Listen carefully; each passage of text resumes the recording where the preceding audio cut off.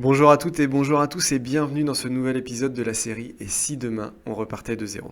Alors cette série ce sont des épisodes assez courts avec un nouvel invité à chaque fois, un invité qui est connu ou non, mais qui a une expertise ou une expérience importante soit dans le SEO, donc le référencement naturel, soit dans la monétisation web. Alors on peut parler de publicité, d'affiliation, d'articles sponsorisés, de e-commerce, de dropshipping, de services en ligne, etc.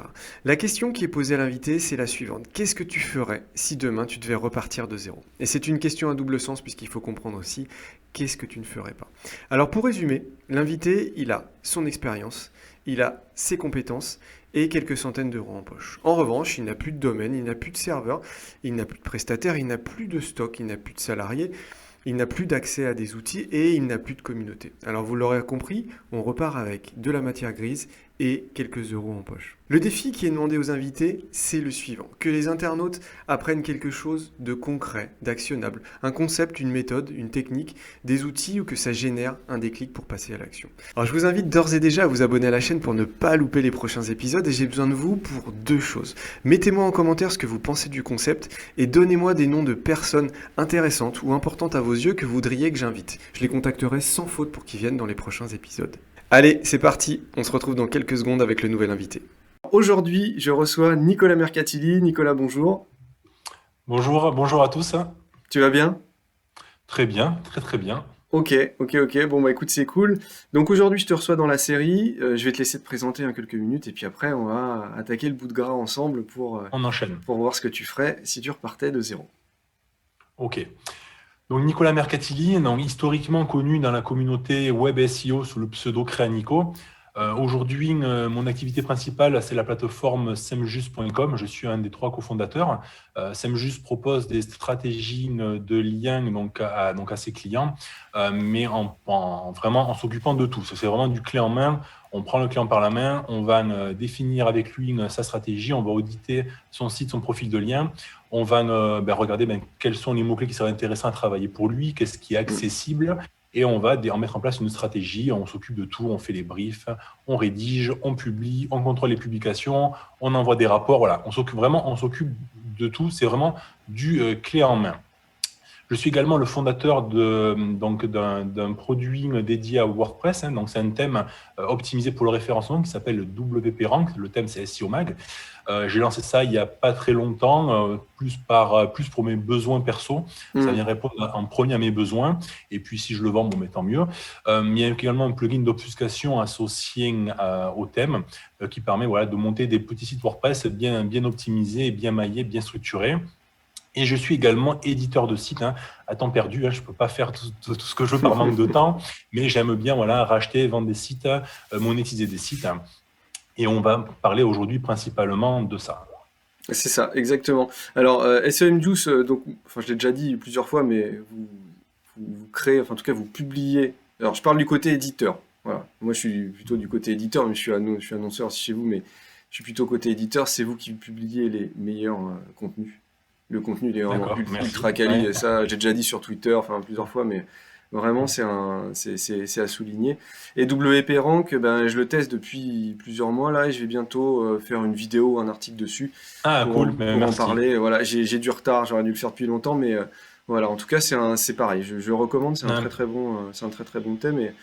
Et effectivement, pour les SEO, c'est du pain béni. Parce que voilà, il y a les options qu'on voudrait sur tous les thèmes, quoi, grosso modo, qui sont déjà intégrées. Voilà. Donc, Pour revenir à Samjus, c'est vrai que je parle tout le temps de la partie lien, vente de liens, stratégie de lien, mais la rédaction, on vend aussi de la rédaction, dans la rédaction seule aussi, pour ceux qui veulent acheter de la c'est vrai. rédaction. Et pour la partie netlinking, effectivement, on est les seuls à intégrer des contenus qui vont être entre 500 à 2000 mots. Avant, on faisait 500 et 1000 mots, on est passé maintenant jusqu'à 2000 mots. Donc, on Ouais. peut avoir des belles publications et on va intégrer des médias de qualité. On va prendre des photos sur des banques d'images payantes. Je crois qu'on est les seuls à prendre des photos payantes. Et on va également intégrer de la vidéo pour améliorer le signal dans le contenu. Voilà. Ah ouais, sympa, sympa. Bon, c'est cool, c'est des bonnes nouvelles ça, mais c'est clair que c'est très quali, la plateforme, ce que vous faites là. C'est super quali. Alors Nicolas, si demain tu devais repartir de zéro, juste avec ta matière grise et éventuellement quelques centaines d'euros en poche, qu'est-ce que tu ferais avec toute ton expérience là? Alors, par rapport à mon expérience et ce que j'ai vécu, alors déjà, Il faut savoir que moi, j'ai commencé par monétiser des sites au début des années 2000 hein, pour arrondir les fins de mois dans des thématiques qui étaient de plus en plus difficiles. En 2010, j'ai complètement arrêté la monétisation de sites parce que c'était assez compliqué de générer des revenus intéressants. Le statut D'accord. d'entrepreneur est sorti et je me suis lancé dans la prestation client. Et j'ai fait de la prestation client pendant très très longtemps. J'ai enrichi tous mes clients à optimiser leur site. Hmm. Alors, proposer des sites de qualité et optimiser. J'ai fait ça pendant pas mal d'années. En 2017, il y a eu la phase de transition où je suis reparti sur des produits, donc Semjus, et j'ai eu le thème aussi PrestaShop, SEO Presta. Il y a eu le thème également WordPress, donc WP Rank. Donc j'ai eu une transition au début prestation, pour après je suis parti sur mes produits. Et maintenant, donc, si c'était à repartir de zéro par rapport à ce que j'ai pu faire avant, je pense que j'essaierai de faire un mix entre prestations clients pour générer suffisamment de revenus et pouvoir investir derrière. Et je repartirai dans l'édition de site ou dans l'édition de produits, Ouais. mais le plus simple serait l'édition de site. Mais pour pas démarrer dans l'édition de site en mode j'ai pas un sou, je peux pas me payer un produit, je peux pas m'acheter des liens, j'ai pas d'argent pour acheter un domaine, je ferai de la prestation client, je packagerai une offre comme je l'ai fait sur mon site Créanico à l'époque où j'avais, puis ça c'est encore visible sur mon site, hein, j'avais packagé une offre WordPress, une offre PrestaShop. Les D'accord. deux étaient packagés, c'est-à-dire voilà, vous achetez le pack WordPress il vaut 2490 euros par exemple, le pack PrestaShop il vaut 3990 euros. Dans le pack WordPress, vous avez le CMS WordPress, vous avez un thème optimisé, vous avez un bon maillage, vous avez tous les plugins qu'il faut pour Hmm. optimiser votre SEO, vous avez 6 pages de contenu, vous avez un formulaire de contact, des mentions légales, blablabla, etc. Voilà, un pack packagé et je ne vends ce pack-là uniquement. Quelqu'un qui veut une offre sur mesure, je ne prends pas parce que je vais passer trop de temps à définir avec lui le cahier des charges, peaufiner son offre, ajuster le prix, voir avec un développeur pour vraiment répondre à son besoin. Là, on y passe trop de temps. Je package une offre, ça vaut tant, je vais la mettre en place très très rapidement. Donc, pour le client, c'est un prix qui est quand même assez agressif, assez intéressant. Et moi, de mon côté, comme j'ai packagé ça, j'y passe très très peu de temps et je vais donc du coup rentrer beaucoup d'argent en très peu de temps. Donc du coup, je package mon offre et puis j'essaie d'en vendre un maximum, suffisamment pour vivre et Hmm. rentrer de l'argent. Et cet argent-là, après, je vais l'utiliser pour développer mon réseau de sites, acheter des sites, acheter des domaines expirés, acheter des liens, acheter du contenu. Voilà, vraiment rentrer de l'argent d'un côté avec la prestation de client pour pouvoir investir de l'autre côté et pas partir de zéro en mode je vais passer 2 heures sur un forum ou sur un groupe Facebook pour échanger de backlinks, etc. Non, je ne veux pas perdre de temps avec ça. Oui. Je veux acheter de la prestation clé en main. Donc pour ça, voilà, moi, je passe peu de temps, je rentre suffisamment d'argent et je réinvestis derrière.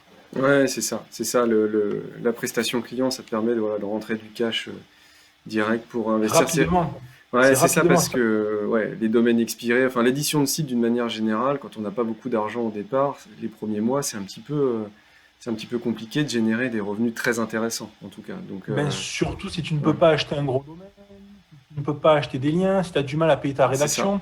Il faut savoir qu'un site, quand on va lancer un site, et par expérience, c'est que pendant un an, le site, je l'alimente, je mets un rédacteur dessus et je publie tous les jours. J'ai un contenu publié dessus.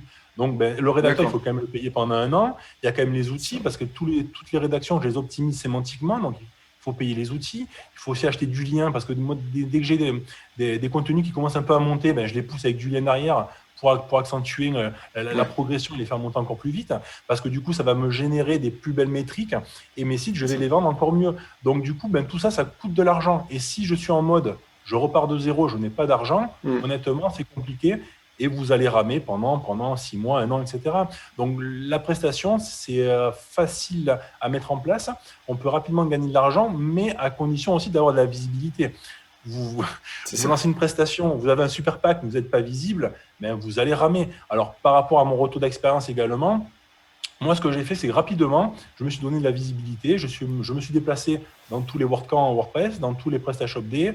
Rapidement, j'ai proposé des conférences. Aujourd'hui, c'est moi qui D'accord. fais la conférence SEO au PrestaShop Day à Paris chaque année en France.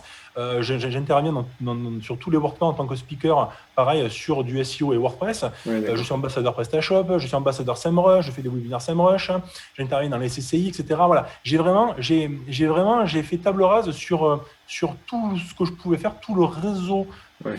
qui m'était possible de toucher pour du coup être omniprésent omniprésent rapidement dans des réseaux pro également locaux à Montpellier, à Nîmes. Le but est vraiment là, c'est voilà, j'ai une offre, mais par contre cette offre-là, je fais en sorte qu'un maximum de personnes puissent la découvrir. Ouais. Et voilà, donc après, il ne faut pas mettre en place, packager quelque chose et rester chez soi sur son canapé en disant voilà, mon offre elle est sur mon site et j'attends que ça tombe. Maintenant, après, il faut arriver à la vendre. Ouais, c'est Voilà, ça. donc, il y a quand même un travail qui est important à faire et que moi j'ai fait à l'époque sous le pseudo Créanico, où j'ai inondé le web en étant omniprésent partout pour me faire connaître et faire connaître ce que je fais. Ouais. Ouais, t'as été la chercher, la notoriété. T'as pas attendu Exactement, que tout à le fait. SEO te rapporte de la visibilité ou que même de la publicité classique. T'as été la chercher, ouais. Ok. Ok. Ouais, c'est intéressant ça. C'est une approche un petit peu alternative que pas beaucoup de personnes font, en fait, finalement. Hmm. Puisqu'on a plutôt Et tendance.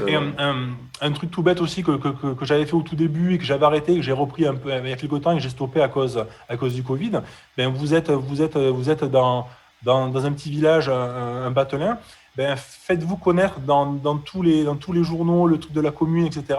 Comme quoi vous organisez des petits apéros pour aider Ouais. les entreprises à gagner en visibilité. Donc moi, j'avais appelé ça les petits déj SOS SEO. Hmm. Les personnes venaient chez moi, ils avaient les croissants, le jus d'orange, le café, D'accord. les pains au chocolat, et puis on regardait leur site, et bien j'ouvrais sur Observer, j'ouvrais SEMrush, et puis on regardait ce qui n'allait pas, etc. Puis je regardais un petit peu, etc. Et puis des gens, hop, ils étaient intéressés peut-être par une prestation, puis ils en parlaient à d'autres personnes, etc. Et Ouais. du coup, voilà, ça m'a permis aussi de me faire un petit peu un nom aussi comme ça. Ouais, ne pas hésiter à se faire connaître, à faire de la prestation, mais faire en sorte que cette prestation, elle puisse toucher un maximum de personnes. Ouais, c'est ça. De toute façon, globalement, là, ce que tu dis, c'est que le contact humain, c'est un levier qui est ultra important et qui peut Tout à déclencher fait, ouais. beaucoup de ventes. Ah, c'est ça, hein. Quand tu te Exactement. déplaces, Et comme les tu viens de... événements sur lesquels on se rencontre C'est tous, c'est ça en fait. c'est ça, ouais. Les meilleurs moments, c'est pendant les before et les after des événements. C'est ça. C'est pas pendant l'événement où tout le monde C'est ça. est en conférence à écouter. Non, non. Voilà, il y a vraiment un Ouais. contact humain qui se fait et il faut pas hésiter à aller rencontrer les gens, à aller discuter, à échanger, etc. Voilà, Ouais, on est une merveilleuse communauté. c'est Il ça. faut en profiter. Ouais. Ouais, c'est ça. C'est ça. Et alors, du coup, l'édition de site, qu'est-ce que tu repartirais sur quoi? Parce que déjà, l'édition de site, c'est très vaste et après, il y a plein d'approches Alors, différentes. l'édition de site, je ne referai pas les mêmes erreurs que j'ai pu faire dans le passé. Dans le passé, il n'y avait pas autant de plateformes d'achat et vente de liens.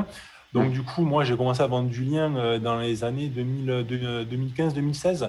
D'accord. Donc, on était juste après Penguin 2 de Ouais. mémoire qui était sorti en 2014. Hmm. Donc, je faisais du lien à mes clients, mais je ne leur disais pas. C'est-à-dire, ils m'achetaient une prestation de création de site ou de D'accord. référencement et je leur mettais du lien, mais sans leur dire. Parce que si on leur disait, je vous mets du lien, ils Ouais. levaient les bras au ciel. Ouais, c'est C'était ça. le scandale. Parce qu'il y a une façon de faire du lien. Donc, à l'époque, je montais beaucoup de petits sites. J'avais des sites un peu dans toutes les thématiques. Hmm. J'avais beaucoup de sites aussi généralistes pour positionner un maximum de clients sur un même site. La grosse erreur que je ne referai pas. Et surtout, les sites, je ne les travaillais pas forcément beaucoup. Je mettais un peu de contenu dessus. Et puis, je les laissais un petit peu vivoter. Aujourd'hui, après avoir lancé SEMJust et l'expérience que j'ai, et puis vu comme le métier a évolué, aujourd'hui, je recommande de se focaliser sur des gros sites. Je vous recommande plutôt D'accord. d'avoir 2, 3, 4 gros sites plutôt qu'avoir une cinquantaine de petits sites. Pourquoi? Parce que vous allez vendre des sites beaucoup plus chers et ça sera beaucoup plus rentable. Aujourd'hui, il est plus intéressant de vendre un site autour des 50, 100 euros, 150 euros. La, la publication, si on se dirige sur la vente de liens sponsorisés, plutôt que récupérer quelques euros fois X publications. Surtout que les sites, maintenant, il faut arriver à les maintenir. Il y a de plus en C'est plus ça. de hacks, c'est de plus en plus compliqué.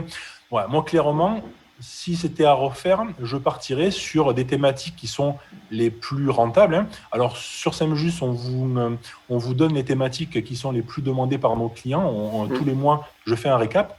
Je te donnerai le lien, si tu peux le mettre Ouais, avec plaisir. sous la vidéo. Ça permet d'avoir une vision de quelles sont les thématiques où on vend pas mal de liens et quelles sont les thématiques qui n'en vendent pas. Par exemple, je suis le propriétaire d'un site qui est une des plus grosses communautés VTT dans le sud de la France.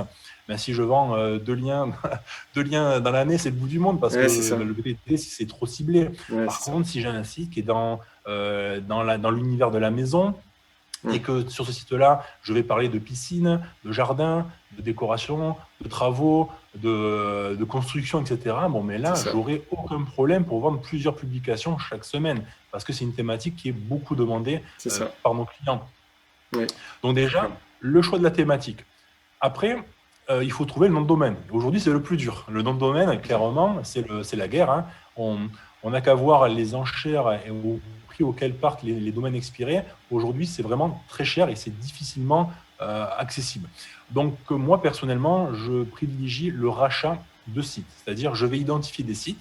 Donc, ça va être par hasard. Hein. Donc, c'est-à-dire, je peux naviguer sur un site, je tombe sur un site. Je vois que le site, il est un petit peu à l'abandon, ou j'ai ma femme qui regarde un site de mode ou je sais pas quoi, elle tombe sur un site pareil, elle tombe sur un truc qui est un peu bio, qui est plus d'actualité, hop, elle m'envoie le lien, je vais un petit peu regarder, je vais creuser, et je vais essayer de trouver des sites qui ont du potentiel et qui ne sont plus utilisés. Donc c'est souvent des particuliers, des personnes qui ont déjà une activité, qui avaient un blog à côté, qui ont fait ça pendant X années, puis un jour ils ont un enfant, ils n'ont plus le temps de s'en occuper, et le blog, ils végètent depuis 3 ans, 4 ans. Donc parfois on peut trouver de très très belles pépites comme ça. Donc là, on essaie de contacter la personne. Hein. On essaie de la contacter via le formulaire de contact s'il y a, via les réseaux sociaux, parce qu'ils ont toujours associé leur page Facebook ou leur compte Twitter ou autre aussi. Donc, on essaie de rapidement les contacter et de leur dire qu'on est intéressé pour acheter leur site. Et de suite, moi, je donne toujours un montant. Je dis, voilà, je serai prêt à vous racheter votre site à partir de tel montant.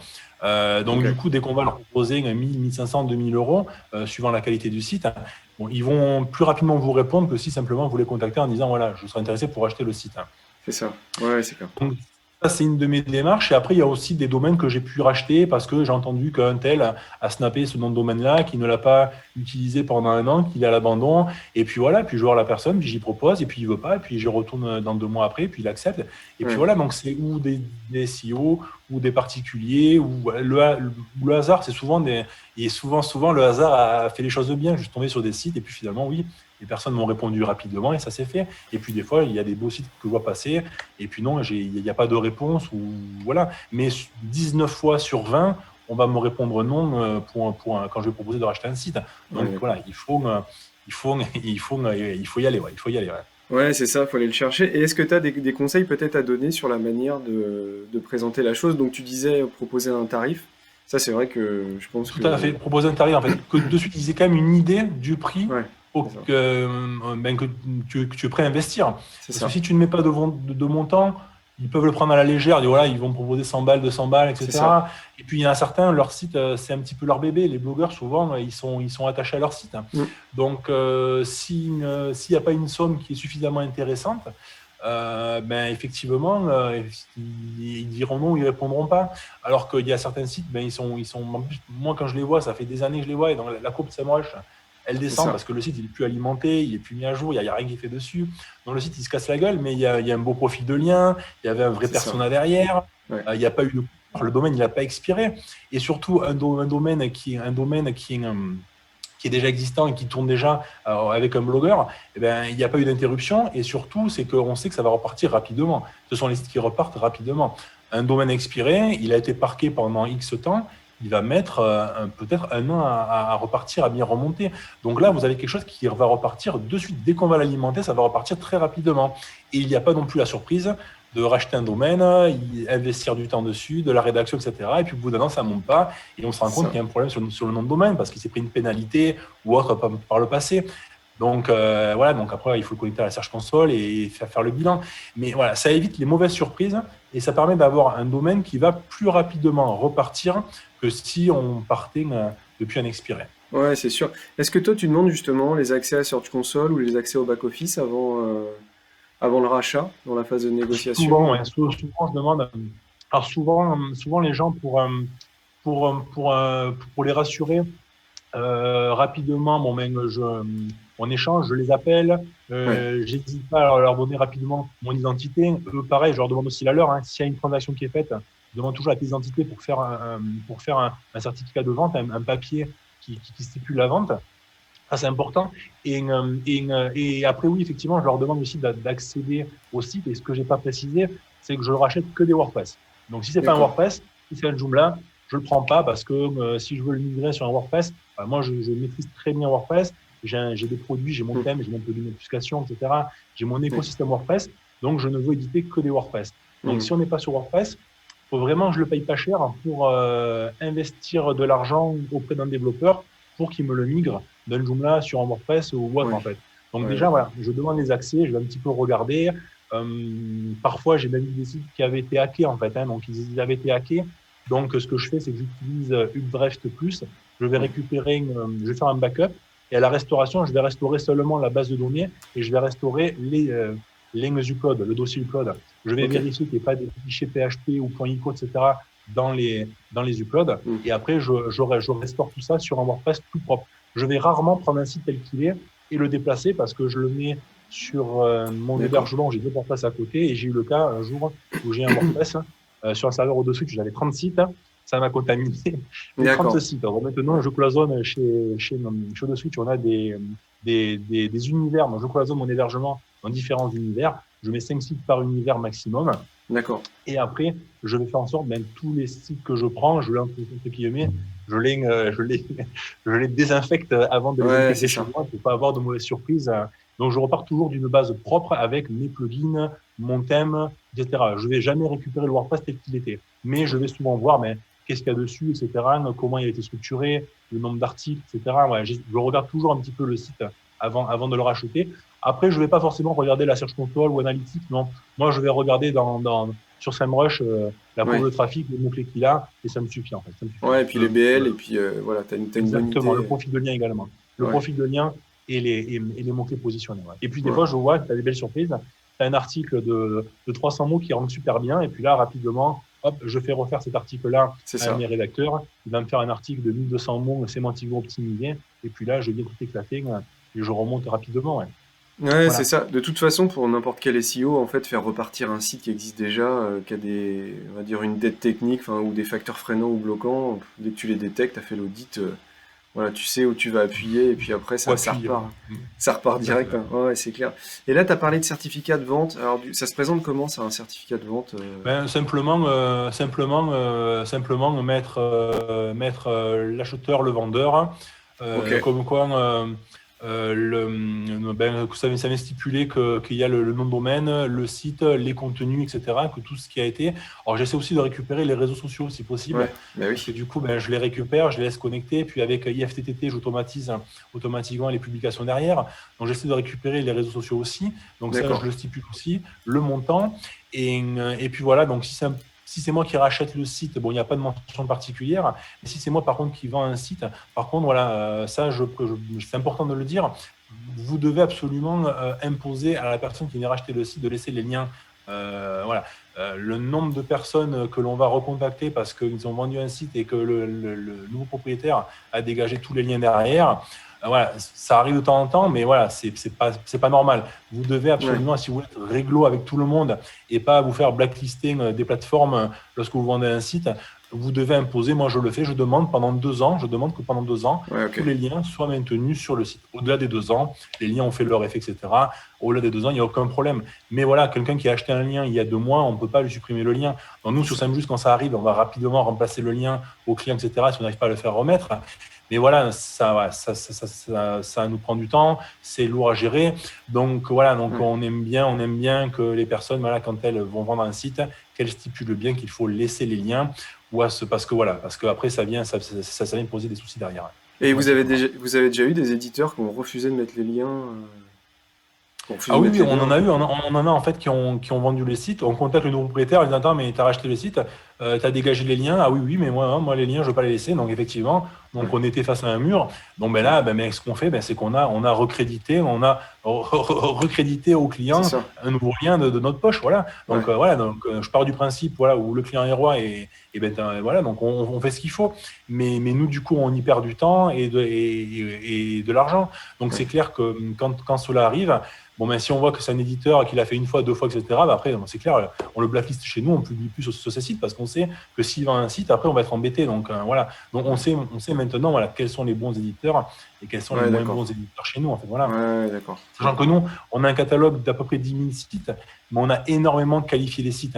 Ce sont des sites qui sont propres, on n'a pas honte de les montrer à nos clients, donc esthétiquement, ils sont quand même assez propres. Il y a un minimum de métriques, hein. On veut que ça rank un minimum, donc vous n'aurez jamais un site trafic zéro si vous venez acheter un lien chez SEMJust. Donc du coup, on arrive à avoir un catalogue de sites assez propre, assez qualifié, et du coup, tous les petits sites que les gens essaient d'intégrer en masse, on ne les prend pas. Et quand on vient me contacter en me disant, Nicolas, j'ai 100 sites à mettre chez toi, non, j'écoute, non, si tu as 100 sites, ne les mets pas, on va pas les valider, tu vas perdre du temps. Inscris seulement les sites qui sont pertinents et qui rankent, c'est tout. Voilà. Les autres, tu ne me les mets pas parce qu'on ne les validera pas. Donc nous, on a vraiment, on a 10 000 sites qualifiés, propres, sur lesquels on n'a pas honte de publier et qui sont présentables au client final. Ok, super.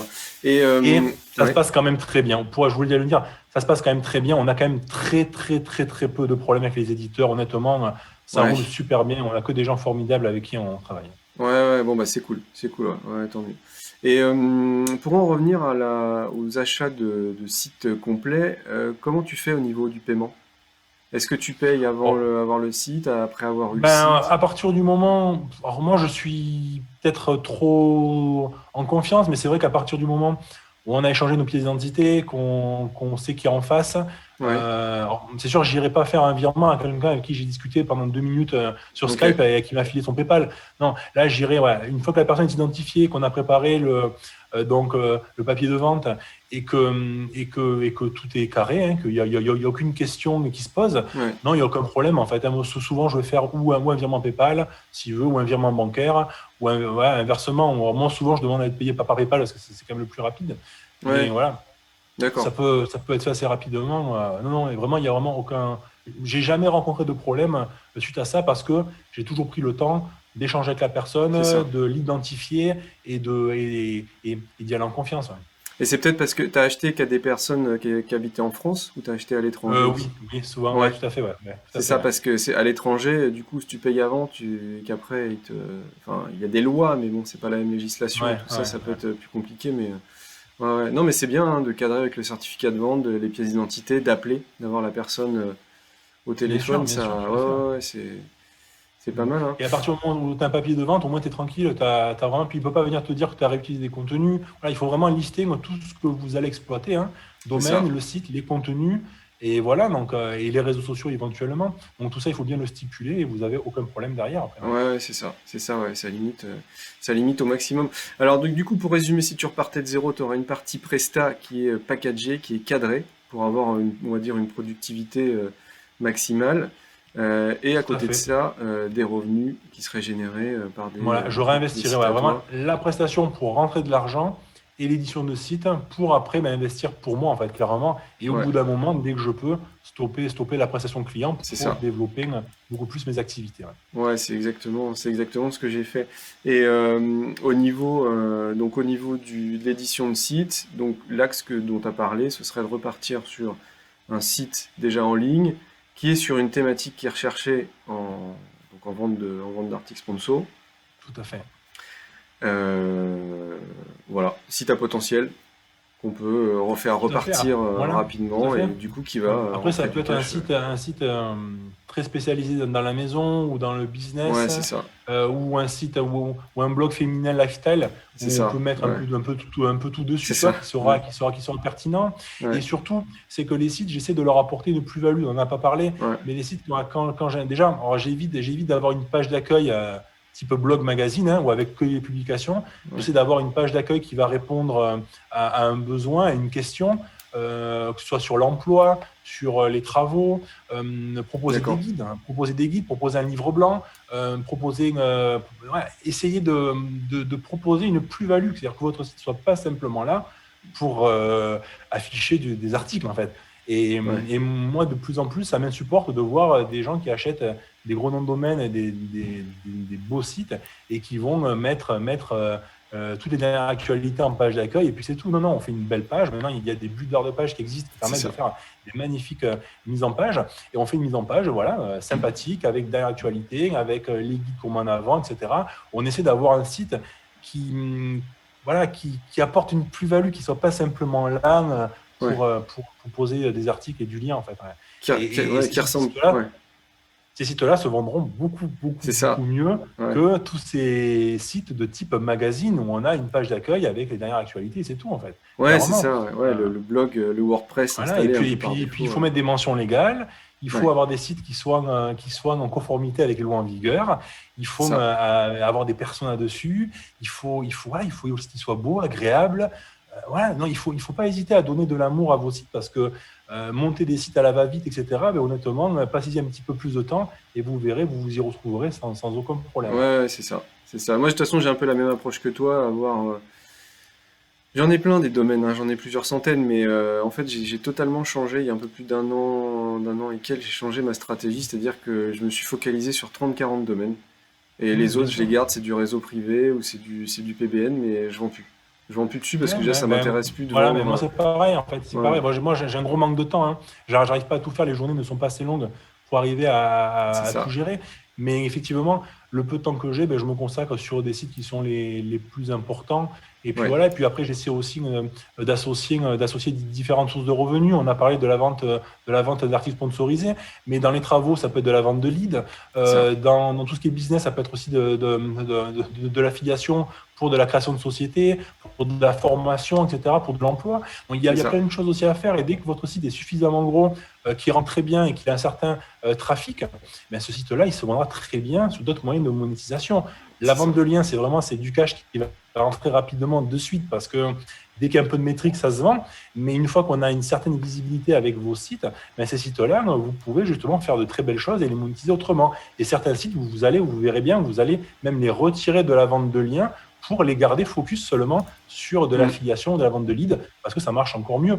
Donc voilà, donc il y Ouais. a différents moyens de monétisation, mais voilà, il faut faire les choses correctement, prendre du temps, y passer du temps, et essayer vraiment de monter de beaux sites. En fait. Voilà. Ouais, c'est ça. De toute façon, se diversifier, c'est un truc qui marche pour tout. Il vaut mieux, quand on peut, voilà, quand on repart de zéro, on peut pas forcément dès le début, mais sur du moyen ou du long terme, c'est vrai que c'est important de, voilà, de diversifier ses sources de revenus et tout et tout. Bah écoute, Nicolas, super. Je crois qu'on a fait un bon petit tour On a fait le tour de tout, hein, donc on avait dit 20 minutes, on a duré un peu plus longtemps que 20 minutes, mais bon, écoute, 30. on a, Ah, ça va, on a tout 30. balayé. Ouais. Ouais, 30, c'est bon. Bah écoute, Nico, super. N'hésitez pas à repartager, à commenter. Si vous avez des intervenants que vous souhaitez que j'invite, n'hésitez pas à me le dire dans les commentaires. Appuyez sur la cloche aussi pour avoir les prochaines notifications. Nicolas, merci beaucoup et puis je te souhaite une bonne fin de journée. Merci beaucoup, à très bientôt. Allez, à bientôt. Ciao. Ciao.